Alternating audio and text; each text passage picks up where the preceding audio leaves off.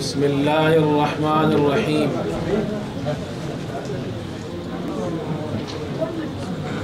قد افلح من تزکا وذکر اسم ربہ فصلی۔ صدق اللہ العظیم۔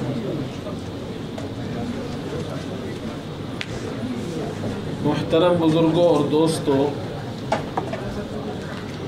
رمضان المبارک کا مہینہ شروع ہوا اور ابھی ہم اسی خیال میں تھے کہ یہ مہینہ شروع ہوا ہے کہ اچانک رمضان کا آخری عشرہ شروع ہو گیا اور اب یہ مہینہ ختم ہونے والا ہے۔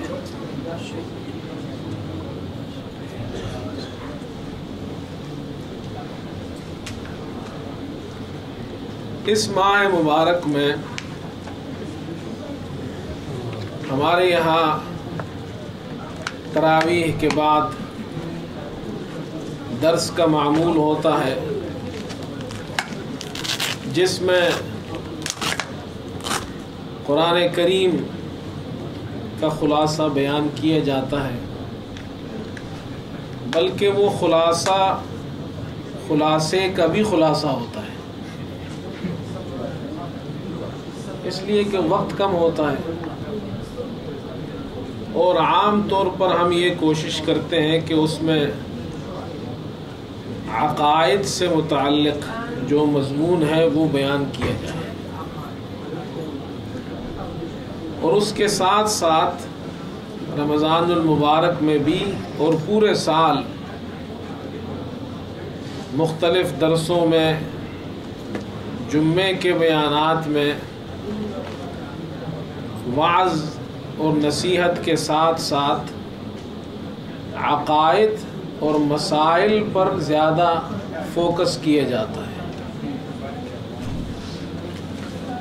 اسی سلسلے میں آج آپ حضرات کے سامنے چند مسئلے بیان کرنے ہیں، اس لیے کہ مسلمان کے لیے دین کے مسائل کا سیکھنا بھی ضروری ہے۔ اگر آپ کو مسائل معلوم نہیں ہوں گے، مثال کے طور پر نماز کے احکامات آپ کو نہیں معلوم تو آپ نماز کیسے پڑھیں گے؟ اسی طرح روزے کے مسائل ہیں، زکوٰۃ کے ہیں، حج کے ہیں۔ اسی طرح رمضان کے آخر میں اور عید کے دن مسلمان صدقہ فطر ادا کرتے ہیں۔ اس صدقہ فطر کے مسائل کو بھی سیکھنا چاہیے، کیونکہ اب صدقہ فطر ادا کرنے کا وقت آ گیا ہے۔ قرآن کریم کی اس آیت کریمہ میں جو آپ کے سامنے ابھی تلاوت کی گئی، قد افلح من تزکا، اس کا لفظی ترجمہ تو یہ ہے کہ قد افلح تحقیق کامیاب ہو گیا، من وہ شخص، تزکا جس نے اپنے آپ کو پاک کر لیا۔ البتہ قرآن کریم عربی زبان میں ہے، اور عربی زبان کے اندر بہت خصوصیت ہے کہ ایک لفظ وہ اتنی وسعت رکھتا ہے کہ اس میں بہت سے معنی اس کے اندر پائے جاتے ہیں۔ تزکا اسی سے زکوٰۃ ہے، زکوٰۃ کا معنی، زکوٰۃ کو زکوٰۃ اس لیے کہتے ہیں کہ اس سے مال صاف ہوتا ہے۔ عمر ابن عبدالعزیز رحمۃ اللہ علیہ لوگوں کو صدقہ فطر کی ترغیب دیتے تھے کہ تم صدقہ فطر ادا کرو، اور حکم دیتے تھے انہیں کہ صدقہ فطر عید کے دن ادا کرو، تو اس وقت یہ آیت کریمہ تلاوت کرتے تھے، قد افلح من تزکا، تحقیق کامیاب ہو گیا وہ شخص جس نے صدقہ فطر ادا کیا، اس لیے کہ صدقہ فطر ادا کرنے سے، مال اللہ کے راہ میں دینے سے مال صاف ہوتا ہے۔ اور صدقہ فطر میں تو یہ خصوصیت ہے کہ عبداللہ ابن عباس رضی اللہ عنہما سے روایت ہے، اور اس روایت میں ہے کہ صدقہ فطر کی خصوصیات میں سے 2 خصوصیتیں اس روایت میں بیان کی گئی ہے. ایک کہ صدقۃ الفطر طہرۃ للصوم من اللغو والرفث.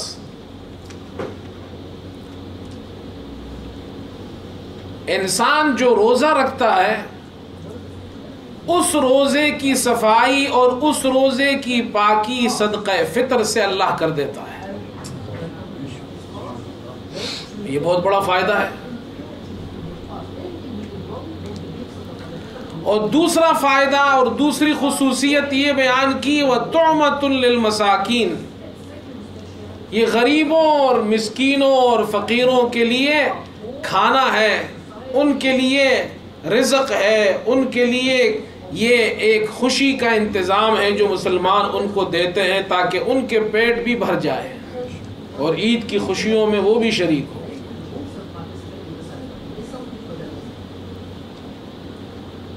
صدقہ فطر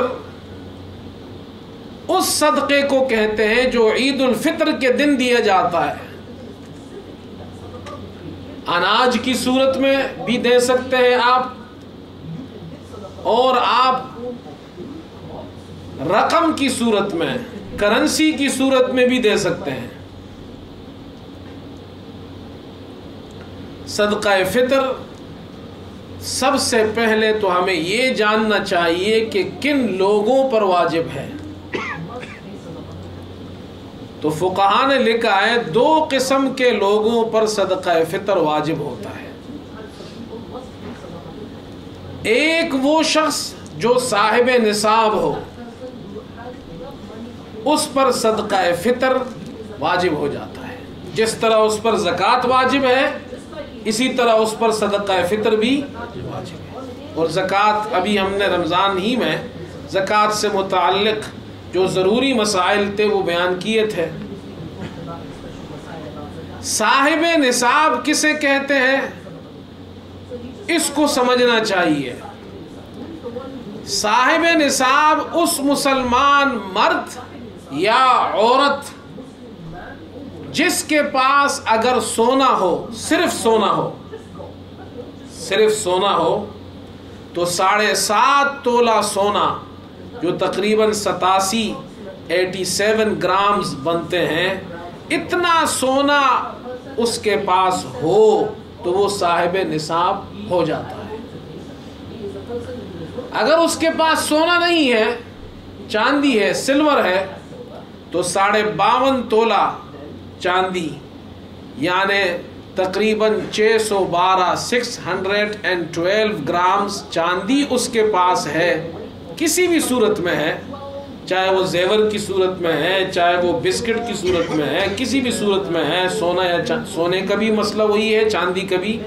تو چاندی اگر 52.5 تولہ چاندی جو 612 گرامز بنتے ہیں، اتنی چاندی کسی کے پاس ہے تو وہ صاحب نصاب ہو جائے گا.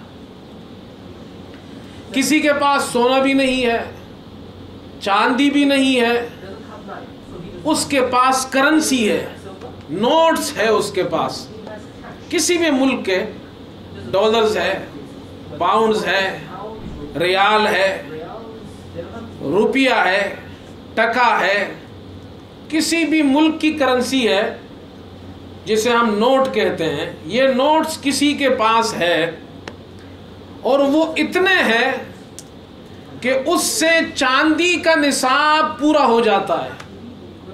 جو 52.5 تولہ چاندی 612 گرام، اتنے پیسے اس کے پاس ہے کہ وہ اتنی چاندی اس میں آ سکتی ہے تو یہ صاحب نصاب ہو جائے گا. اس دن حساب لگایا تھا کتنے بنتے ہیں؟ 250 سے 300 کے درمیان. اگر اتنے کسی کے پاس ہو تو وہ کیا ہو جائے گا؟ بات سمجھ گئے؟ اسی طرح ایک شخص مرد ہو یا عورت ہو، اس کے پاس سونا ہے 7.5 تولہ پورا نہیں، چاندی ہے وہ بھی 52.5 تولہ پورے نہیں، کرنسی بھی ہے لیکن وہ بھی 250-300 سے کم ہے، 100 پاؤنڈ ہے۔ اب 3 چیزیں اس کے پاس ہے، تھوڑا سا سونا ہے، تھوڑی سی چاندی ہے، اور اس کے پاس تھوڑے سے کرنسی کے نوٹس ہے۔ ہر ایک ان میں سے ہر ایک نصاب تک نہیں پہنچتا ہے۔ تو ہمارے یہاں تو عورتیں پھر یہ سمجھتی ہیں کہ میرے پاس سونا 7.5 تولہ سے کم ہے تو زکوٰۃ دیتی ہی نہیں ہے۔ وہ خدا کی بندیاں یہ نہیں سمجھتی ہے کہ اگر اس سونے کو اور اس تھوڑے سے روپے کو ملا لو، یا جو تھوڑا سا چاندی ہے، ان تینوں کو یا ان دونوں کو ملا لو تو یہ مل کر 52.5 تولہ چاندی تک پہنچ جاتے ہیں، اس سے بھی صاحب نصاب ہو جاتا ہے۔ بات سمجھ میں آئی؟ یہ میں نے پہلے بھی بتایا تھا آپ کو۔ اس سے آدمی کیا ہو جاتا ہے؟ صاحب نصاب۔ صاحب نصاب پر زکوٰۃ فرض ہے اور صدقہ فطر بھی۔ ایک فرق ہے ان دونوں میں، وہ کیا ہے؟ صاحب نصاب پر زکوٰۃ فرض ہوتی ہے جب اس کے پاس نصاب پورا ہو جائے اور اس پر پورا سال گزر جائے۔ سال اس پر، یعنی سال کے ابتدا میں بھی منیمم اماؤنٹ آف نصاب اس کے پاس ہے، اور جب اگلے سال وہی دن دوبارہ آیا پھر اس کے پاس اتنی اماؤنٹ منیمم موجود ہے، صاحب نصاب ہے، تو اس پر زکوٰۃ کیا ہوگی؟ واجب۔ البتہ صدقہ فطر کے لیے سال کا گزرنا ضروری نہیں۔ مثال کے طور پر رمضان میں ہی ایک شخص کے پاس 300 پاؤنڈ آ گئے، ابھی سال تو نہیں گزرا ہے، اور مہینے بعد، 20 دن بعد، 10 دن بعد صدقہ فطر دینے کا وقت آ گیا تو اس کو صدقہ فطر۔ یہ فرق سمجھ گئے؟ یہ فرق ہے دونوں۔ بات سمجھ میں آئی؟ یہ زکوٰۃ کے لیے سال کا گزرنا ضروری ہے، صدقہ فطر کے لیے صرف صاحب نصاب ہونا ضروری ہے۔ بس صاحب نصاب ہو گئے آپ، اور جیسے ہی عید کا دن آیا آپ کو صدقہ فطر دینا پڑے گا۔ اس کو کہتے ہیں صاحب نصاب۔ دوسری بات، ایک فرق اور ہے، وہ کیا؟ جو آدمی زکوٰۃ دیتا ہے تو وہ آدمی زکوٰۃ لے بھی نہیں سکتا۔ سمپل سی بات ہے، جو زکوٰۃ دیتا ہے تو وہ زکوٰۃ لیتا نہیں لے سکتا۔ جو آدمی زکوٰۃ دیتا ہے وہ زکوٰۃ لیتا نہیں ہے۔ اب ایک مسئلہ اور سمجھے، ایک آدمی ایسا بھی ہے جو زکوٰۃ نہیں دیتا ہے لیکن وہ زکوٰۃ لے بھی نہیں سکتا۔ عام طور پہ لوگ یہ سمجھتے ہیں جو آدمی زکوٰۃ نہیں دیتا ہے تو وہ زکوٰۃ لے سکتا، لیکن یہ سب کے لیے نہیں ہے۔ ایک آدمی ایسا ہے جو زکوٰۃ دیتا نہیں ہے لیکن کیونکہ صاحب نصاب نہیں ہے وہ، لیکن وہ زکوٰۃ لے نہیں سکتا ایک، اور اس کے ساتھ ساتھ اس پر صدقہ فطر بھی واجب ہوتا ہے۔ سمجھ گئے بھائی؟ یہ پہلے تو یہ مسئلہ، یہ بات سمجھو تو پھر میں آگے مسئلہ سمجھاؤں گا۔ ایک آدمی ایسا ہے کہ جو زکوٰۃ دیتا نہیں ہے لیکن وہ زکوٰۃ لے بھی نہیں سکتا، اور اس پر صدقہ فطر بھی، اور وہ صاحب نصاب بھی نہیں ہے، اس لیے کہ صاحب نصاب ہوتا تو اس پر زکوٰۃ دینا فرض ہوتی۔ اب یہ عجیب غریب آدمی کون ہے؟ ایسا ایک عجیب غریب آدمی بھی ہے، کبھی سنا ہے آپ نے یہ مسئلہ؟ اس عجیب و غریب مسئلے کو بھی ذرا سمجھو۔ ایک آدمی ہے، اس کے پاس نصاب نہیں ہے، نہ سونے کا، نہ چاندی کا، نہ کرنسی کا، اور چوتھی چیز مال تجارت، وہ بھی شامل کر لے اس میں، کہ مال تجارت بھی اگر 52.5 تولہ چاندی تک پہنچتی ہو وہ بھی نصاب ہے۔ یہ کوئی نصاب اس کے پاس نہیں ہے، لیکن اس کے پاس اس کی شرعی ضرورت سے زیادہ غیر ضروری ایسی چیزیں موجود ہیں کہ جس پر زکوٰۃ تو واجب نہیں ہوتی ہے لیکن وہ اتنی ویلیویبل ہے کہ اگر وہ اس کو اس کی قیمت لگائے تو وہ نصاب تک پہنچ جائے. زکوٰۃ اس پر واجب نہیں ہوگی لیکن اس کی قیمت لگانے سے وہ صاحب نصاب تک وہ قیمت پہنچ جائے تو ایسا شخص وہ زکوٰۃ لے بھی نہیں سکتا ہے اور ایسا شخص اس کو صدقہ فطر بھی دینا پڑے گا. اب یہ مثال سے سمجھو, ایک آدمی ہے, اس اپنا گھر ہے, اس میں وہ رہتا ہے, قریب میں دوسرا گھر بھی ہے, اس کی ضرورت اپنے گھر سے پوری ہوتی ہے, اس کی جو اخراجات ہیں وہ اس کی انکم اور جو آمدنی ہے دوسرے ذرائع سے اس سے پوری ہو رہی ہے. یہ جو اس کا دوسرا گھر ہے یہ اس کی ضرورت سے زائد ہے, ایکسٹرا مکان. اسی طرح ایکسٹرا شاپ, اسی طرح اس کے پاس ایک گاڑی ہے جس سے اس کی ضرورت پوری ہوتی ہے, دوسری گاڑی اس کی ضرورت سے زائد ہے. یا اس کے پاس گھر میں بڑا سا ٹیلی ویژن لگا ہوا ہے جس کی قیمت ہی جناب 1000 پاؤنڈ ہے. اب یہ چیزیں ایسی ہے کہ وہ اپنے استعمال میں رکھتا ہے, اس کے زیر استعمال ہے, زکوٰۃ وہ اس میں نہیں دے گا اس لیے کہ یہ مال تجارت نہیں ہے. وہ نہ گھر کو فروخت کرتا ہے, نہ دکان کو فروخت کرتا ہے, نہ ٹی وی کا کاروبار کر رہا ہے, اس نے اپنے لیے رکھی ہے لیکن اس کی ضرورت سے زائد ہے, اس کی ضرورت سے زائد ہے. اور یہ چیزیں ایسی ہیں کہ اس میں سے کسی بھی چیز کی قیمت لگائے تو وہ 52.5 تولہ چاندی تک پہنچ جاتے ہیں کم از کم. تو ایسے شخص کو آپ زکوٰۃ نہیں دے سکتے ہیں, ایسے شخص پر صدقہ فطر دینا واجب ہوگا. بات سمجھ میں آ گئی؟ یہ تو وہ شخص ہے کہ جن پر صدقہ فطر واجب ہو جاتا ہے, لہذا صدقہ فطر ان کو دینا پڑے گا. اچھا, صدقہ فطر جب وہ دے گا تو مرد پر اس کا صدقہ فطر واجب, عورت پر اس کا صدقہ فطر واجب, بالغ اولاد پر ان کا صدقہ فطر واجب. جیسے بیوی پر نماز فرض ہے تو بیوی کی نماز ہے, شوہر کی تو نہیں ہے, اور جو شوہر پر نماز فرض ہے وہ بیوی کی نماز نہیں ہے, وہ کس کی ہے؟ اسی طرح روزہ فرض ہوا شوہر پر تو بیوی کا روزہ وہ نہیں ہے, بیوی پر فرض ہے تو بیوی کا اپنا روزہ ہے, شوہر پر فرض ہے تو شوہر کا.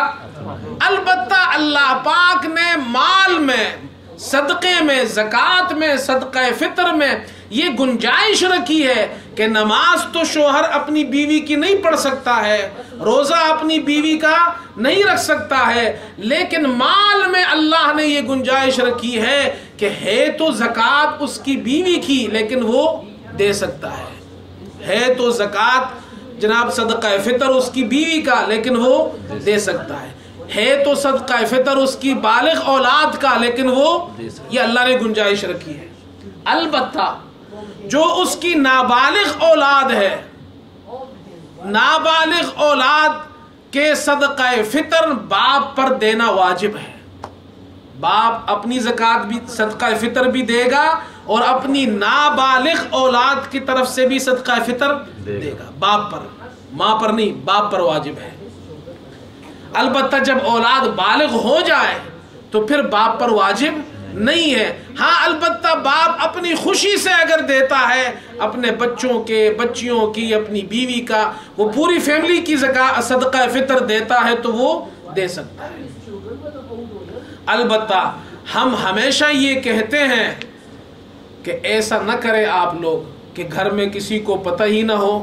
باپ نے پیسے اٹھائے اور اس نے گننا شروع کیے کہ جی 3 پاؤنڈ اس سال اعلان ہوا ہے, 3 پاؤنڈ میرے ہو گئے, 3 پاؤنڈ میری بیوی کے ہو گئے, 3 پاؤنڈ میرے جناب کیا ہے 5 بچے, 3 پنجے 15 یہ ہو گئے, اور 6 وہ ہو گئے, تو کتنے ہو گئے 21 پاؤنڈ اس نے بیچ دیے, گاؤں میں صدقہ فطر ہو گیا.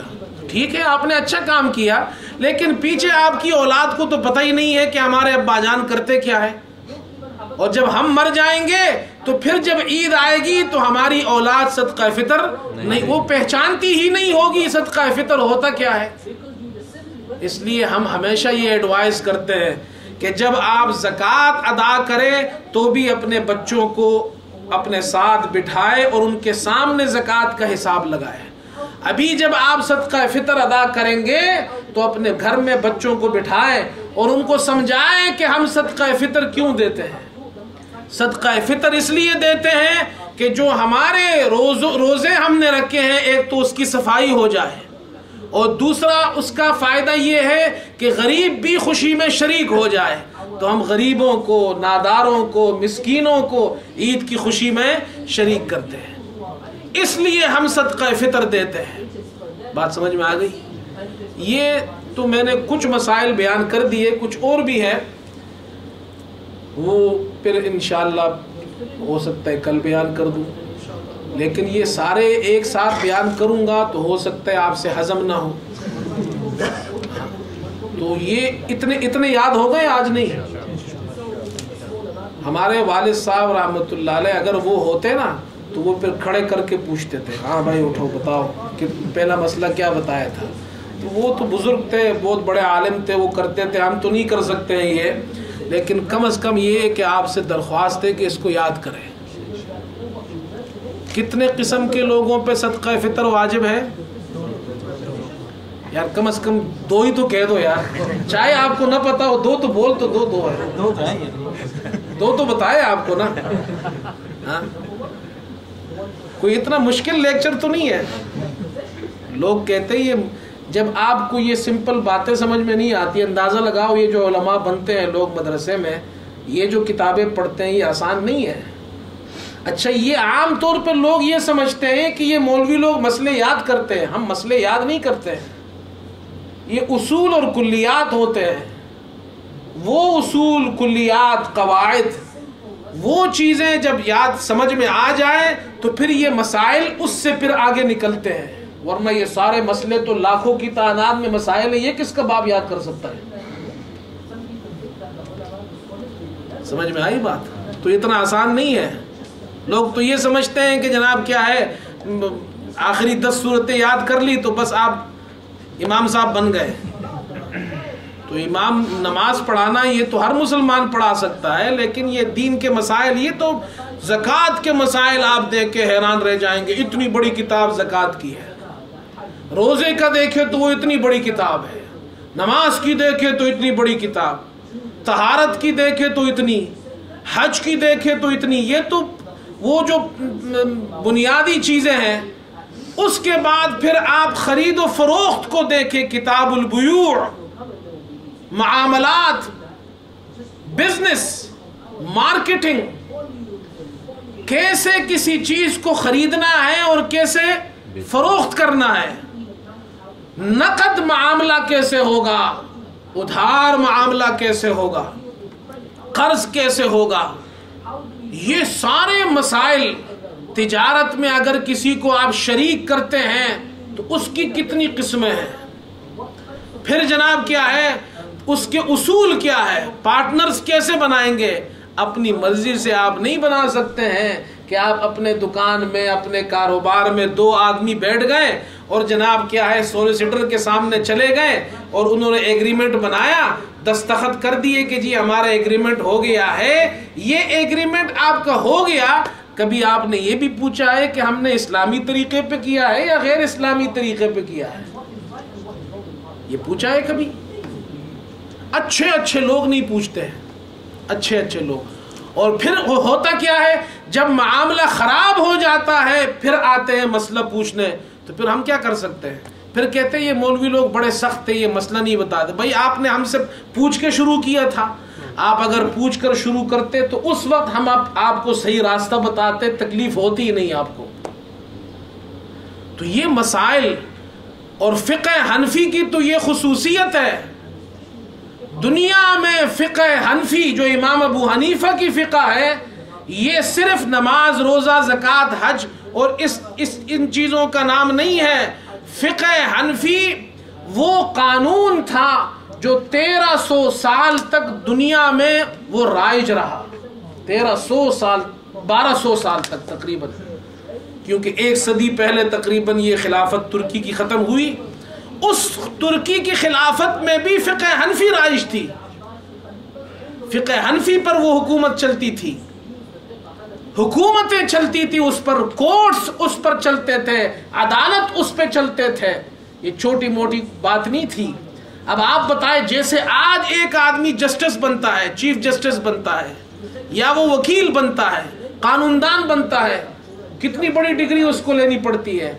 इसी तरह समझे कि हमारे यहाँ जो फिक़्ह पढ़ाई जाती है, ये फिक़्ह ऐसी चीज है, फिक़्ह पढ़ने के बाद उसको जो डिग्री मिलती है वो ऐसा है जैसे कि जनाब क्या है, वो वकील बन गया, वो ऐसा है जैसे कि लॉयर बन गया वो।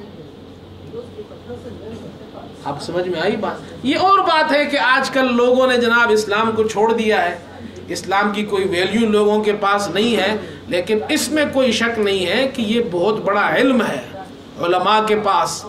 अल्लाह हमें तौफीक दे कि हम उनसे सीखें जाकर, और उनसे सीखने में आपका फ़ायदा है कि आपका कारोबार, आपका बिजनेस, आपकी तिजारत, आपका हर मामला शरीयत के मुताबिक होगा। अल्लाह हमें अमल की तौफीक अता फरमाए।